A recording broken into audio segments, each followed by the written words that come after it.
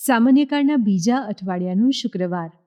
સંત માર્કકૃત શુભ સંદેશના 3 અધ્યાયના વચનો 13-19 પ્રભુ ઈસુ 12 શિષ્યોની પસંદગી કરે છે.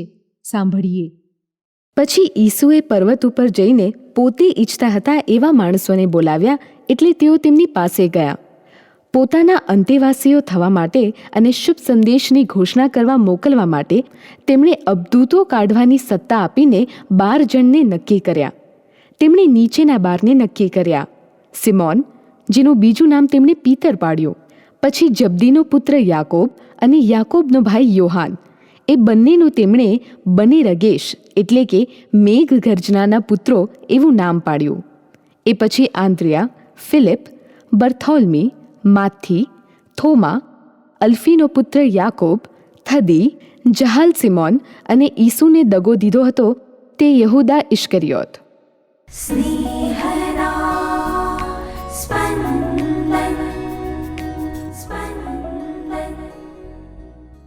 ઈસુ એક વિશેષ હેતુસર 12 ભાઈઓને પસંદ કરે છે. એ વિશેષ હેતુ છે આ 12 જણે ઈસુની સાથે વસવાનું છે. એ માટે તેઓએ તેમના ઘરબાર, રોજગાર, વ્યવસાય, નામ સરનામું છોડવા પડશે. ઈસુની આ પસંદગી અથવા આમંત્રણ છે.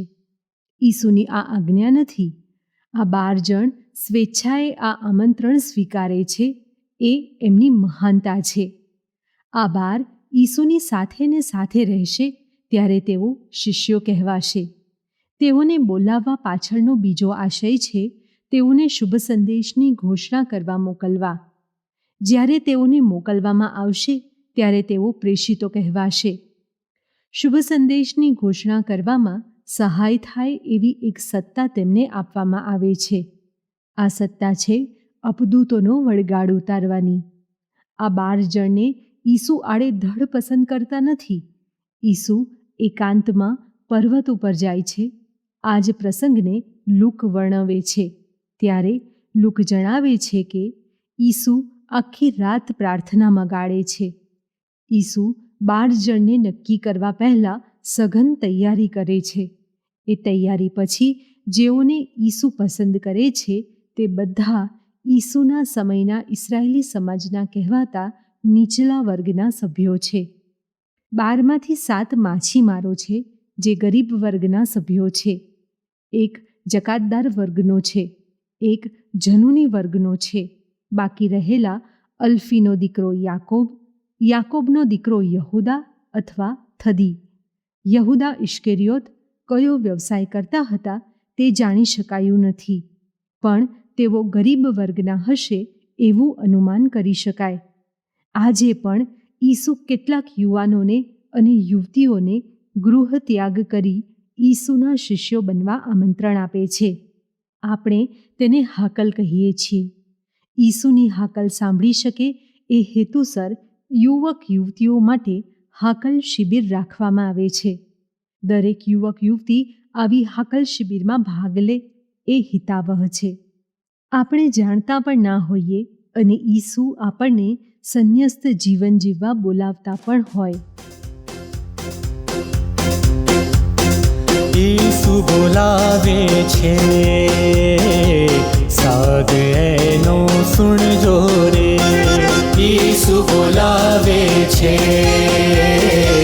સાદ એનો સુણજો રે. પ્રભુજી બોલાવે છે, એની પાછળ ચાલજો રે. પ્રભુજી બોલાવે છે, એની પાછળ ચાલજો રે. ઈસુ બોલાવે છે.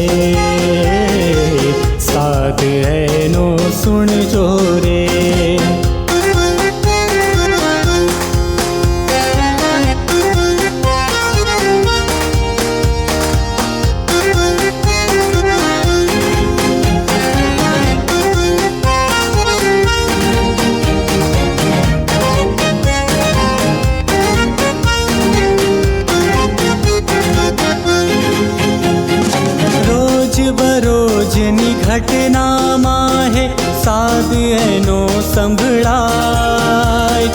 રોજ બરોજની ઘટનામાં હે સાદ એનો સંભળાય.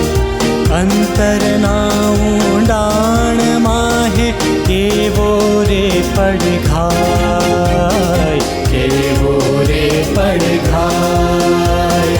ભરોસો રાખી તમે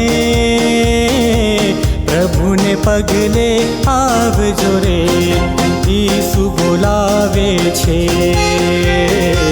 સાદ એનો સુણજો રે. પ્રભુજી બોલાવે છે, એની પાછળ ચાલજો રે, ઈસુ બોલાવે છે, સાદ એનો સુણજો રે.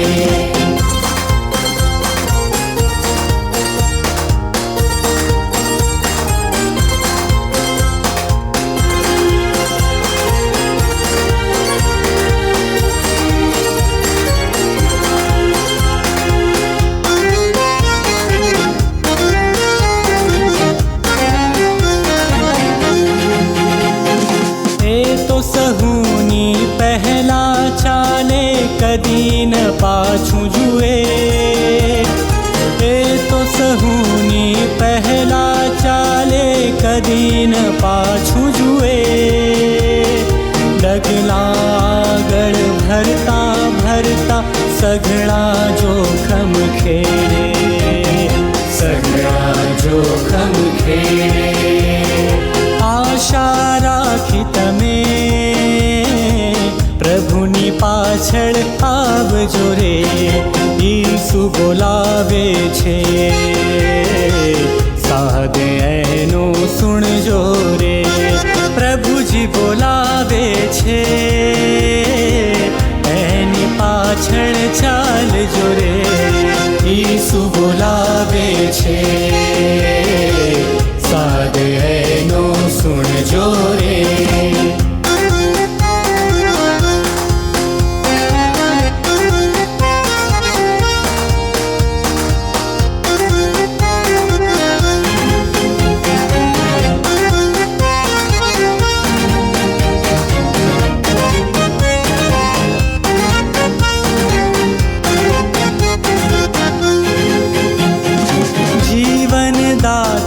માર્ગ બનીને સત્ય રૂપે પડઘાય. જીવન દાતા માર્ગ બનીને સત્ય રૂપે પડઘાય. જીવન પૂરું આપી સૌને રાજી રાજી થાય, રાજી રાજી થાય. પ્રેમ રાખી તમે પામવા આવજો રે, ઈસુ બોલાવે છે, સાદ એનો સુણજો રે, ઈસુ બોલાવે છે, સાદ એનો સુણજો રે. પ્રભુજી બોલાવે છે, એની પાછળ ચાલજો રે. પ્રભુજી બોલાવે છે, એની પાછળ ચાલજો રે,